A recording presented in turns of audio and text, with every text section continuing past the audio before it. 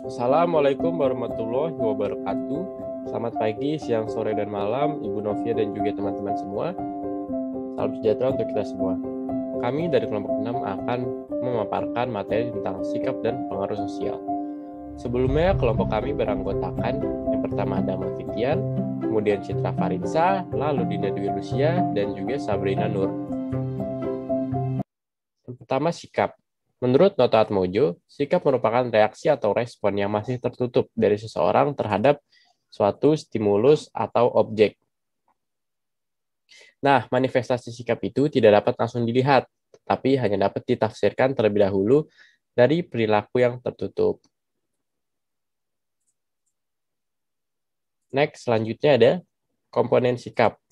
Jadi sikap terdiri atas 3 komponen, yaitu yang pertama ada komponen kognitif. Komponen kognitif ini berisi persepsi, kepercayaan, dan stereotipe yang dimiliki individu mengenai sesuatu. Selanjutnya yang kedua ada komponen afektif. Nah, komponen afektif ini melibatkan perasaan atau emosi. Reaksi emosional kita terhadap suatu objek akan membentuk sikap positif atau negatif terhadap objek tersebut. Dan yang terakhir ada komponen konatif. Nah, untuk komponen kognitif ini biasa disebut kecenderungan bertindak atau berperilaku dalam diri seseorang yang berkaitan dengan objek sikap.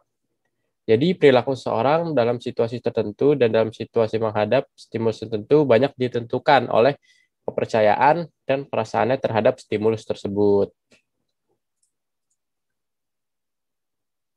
Next, ada ciri-ciri sikap. Jadi di sini ada beberapa ciri-ciri sikap. Yang pertama, sikap bukan dibawa sejak lahir. Lalu sikap dapat berubah-ubah. Sikap mempunyai segi-segi motivasi dan perasaan. Sikap tidak berdiri sendiri dan juga objek sikap itu merupakan suatu hal tertentu. Terima kasih. Jadi, saya akan menjelaskan tentang tingkatan sikap. Menurut Noto Atmojo tahun 2003, dalam buku Wawan dan Dewi tahun 2010, sikap terdiri dari berbagai tingkatan, yaitu yang pertama menerima.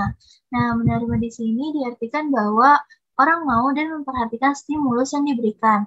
Kedua ini ada merespon. Nah, merespon ini memberikan jawaban apabila sedang ditanya. Menghargai, mengajak orang lain untuk mengerjakan atau mendiskusikan suatu masalah. Dan yang terakhir ini ada bertanggung jawab. Nah, bertanggung jawab di sini yaitu bertanggung jawab atas segala sesuatu yang telah dipilihnya dengan segala risiko. Selanjutnya, di sini ada fungsi sikap. Fungsi sikap di sini ada 4. Yang pertama ini ada fungsi penyesuaian, yaitu berkaitan dengan sarana dan tujuan. Fungsi pertahanan ego ini merupakan sikap yang diambil oleh seseorang demi untuk mempertahankan egonya. Yang ketiga ada fungsi ekspresi. Nah, fungsi ekspresi di sini dengan mengekspresikan diri seseorang akan mendapatkan kepuasan dan dapat menunjukkan kepada dirinya. Yang terakhir ada fungsi pengetahuan individu. Nah, fungsi ini mempunyai dorongan untuk ingin mengerti dengan pengalaman-pengalamannya. Selanjutnya, nah di sini ada faktor-faktor yang mempengaruhi sikap. Menurut Azwar S, faktor-faktor yang mempengaruhi sikap yaitu ada 6. Yang pertama ini ada pengalaman pribadi. Nah, pengalaman pribadi dapat menjadi dasar pembentukan sikap apabila pengalaman tersebut meninggalkan kesan yang kuat. Yang kedua ada pengaruh orang lain yang dianggap penting. Individu pada umumnya cenderung untuk memiliki sikap yang konformis dengan sikap seseorang yang dianggap penting. Yang ketiga ada kebudayaan. Nah, kebudayaan dapat memberi corak pengalaman individu masyarakat asuhannya. Yang keempat ini ada media massa. Dalam pemberitaan surat kabar maupun radio atau media komunikasi lainnya, berita yang seharusnya faktual disampaikan secara objektif berpengaruh terhadap sikap konsumennya. Yang kelima ada lembaga pendidikan dan lembaga agama. Nah, konsep moral dan ajaran dari lembaga pendidikan dan agama sangat menentukan sistem kepercayaan. Dan yang terakhir ini ada faktor emosional. Kadangkala suatu bentuk sikap merupakan pernyataan yang didasari emosi yang berfungsi sebagai semacam penyaluran prestasi atau pengalihan bentuk mekanisme pertahanan ego. Selanjutnya dijelaskan oleh Dinda. Saya Dinda Dwi Lucia Yuni Nurjana. Selanjutnya akan menjelaskan cara pengukuran sikap.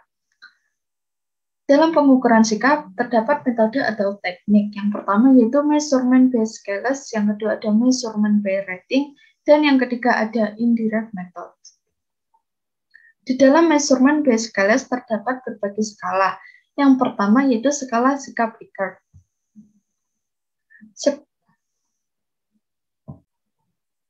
Skala sikap Likert ini tersusun dengan beberapa pernyataan positif dan pernyataan negatif yang mempunyai 5 kemungkinan jawaban, mulai dari sangat setuju atau disebut strongly agree sampai sangat tidak setuju atau disebut strongly disagree. Skala Likert ini digunakan untuk mengukur sikap, pendapat, dan persepsi seseorang atau kelompok orang tentang fenomena sosial. Selanjutnya ada skala Goodman. Skala pengukuran ini akan mendapat jawaban yang tegas, yaitu misalnya ya atau tidak, benar atau salah, pernah atau tidak, positif atau negatif, dan lain-lain. Selanjutnya skala Thurston. Skala ini yaitu disusun dengan memilih butir yang berbentuk skala interval. Skala butir memiliki kunci skor dan jika diurut, kunci skor menghasilkan nilai yang berjarak sama. Jadi, dalam skala Thurston ini meminta responden untuk memilih pernyataan yang disetujui dari beberapa pernyataan yang disajikan dengan pandangan yang berbeda-beda. Selanjutnya, itu ada semantik diferensial, yaitu skala untuk mengukur sikap tetapi bentuknya bukan pilihan ganda maupun checklist, tetapi tersusun dalam satu garis kontinum di mana jawaban yang sangat positif terletak di bagian kanan garis dan jawaban yang sangat negatif terletak di bagian kiri garis atau sebaliknya. Data yang diperoleh dari pengukuran skala semantik diferensial ini adalah data interval. Skala ini digunakan untuk mengukur sikap atau huruf tertentu yang dimiliki seseorang. Di dalam measurement by rating ini dijelaskan bahwa pengukuran sikap ini harus meminta pendapat atau penilaian dari para ahli untuk mengetahui sikap individu yang akan dituju. Sekian dari saya, terima kasih. Selanjutnya ada cara pengukuran sikap. Indirect method yaitu pengukuran sikap secara tidak langsung, yakni mengamati eksperimen atau perubahan sikap atau pendapat yang bersangkutan. Lalu next. Pembentukan sikap, menurut Azwar tahun 2007, faktor-faktor yang mempengaruhi pembentukan sikap antara lain yang pertama yaitu pengalaman pribadi. Apa yang telah dan sedang kita alami akan ikut membentuk dan mempengaruhi penghayatan kita terhadap stimulus sosial. Lalu yang kedua, pengaruh orang lain yang dianggap penting. Pada umumnya, individu cenderung untuk memiliki sikap yang konformis atau searah dengan sikap orang yang dianggapnya penting. Lalu yang ketiga ada pengaruh kebudayaan. Kebudayaan telah menanamkan garis pengaruh sikap kita terhadap berbagai masalah karena kebudayaan di mana kita hidup dan dibesarkan mempunyai pengaruh besar terhadap pembentukan sikap kita. Lalu yang keempat ada media massa. Dalam penyampaian informasi sebagai tugas pokoknya, media massa membawa pesan-pesan yang berisi sugesti yang dapat mengarahkan opini seseorang. Lalu yang kelima ada lembaga pendidikan dan lembaga agama. Kedua lembaga ini meletakkan dasar pengertian dan konsep moral dalam individu, sehingga kedua lembaga ini merupakan suatu sistem yang mempunyai pengaruh dalam pembentukan sikap. Lalu selanjutnya yang terakhir ada pengaruh faktor emosional. Suatu bentuk sikap merupakan pernyataan yang didasari oleh emosi yang berfungsi sebagai semacam penyaluran frustasi atau pengalihan bentuk mekanisme pertahanan ego. Lalu next. Di sini ada pengaruh sosial. Pengaruh sosial adalah usaha yang dilakukan seseorang atau lebih untuk mengubah sikap, keyakinan, persepsi, atau perilaku orang lain. Ada 3 macam jenis pengaruh sosial. Yang pertama, konformi atau konformitas. Konformitas adalah suatu jenis pengaruh sosial di mana individu mengubah sikap dan tingkah laku mereka agar sesuai dengan norma sosial yang ada.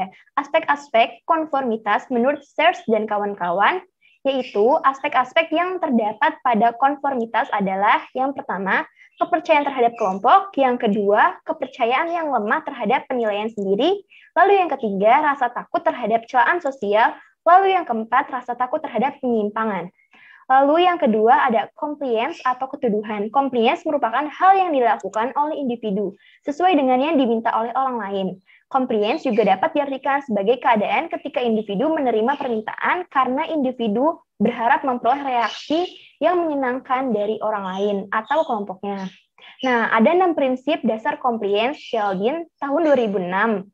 Antara lain yang pertama, pertemanan atau rasa suka, yang kedua komitmen atau konsistensi, yang ketiga kelangkaan, yang keempat timbal balik, yang kelima validasi sosial, dan yang keenam kekuasaan.